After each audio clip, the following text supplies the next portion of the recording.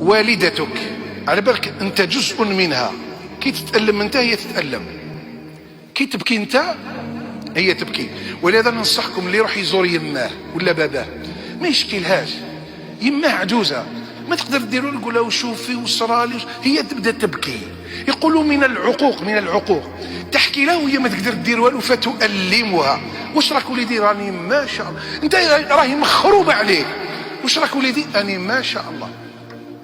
حتى هذه الوالده انت تتحرك عباك في السفر، في السفر انت تروح زوجتك راقده،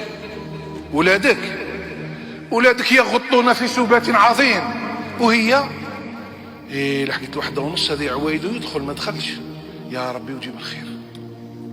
واللي عندها شرفه، الشرفه هي البالكون على بالك العربيه والعاميه. المهم هذا موعظه من داك وتخرج ما بانش. ومن بعد تروح تحرك واحد ولاده كبار تقول له اسمع باباك هذا هو الموعد تاعو راه توخر، عندك التليفون انت تعرف التليفون، شوف وين راه،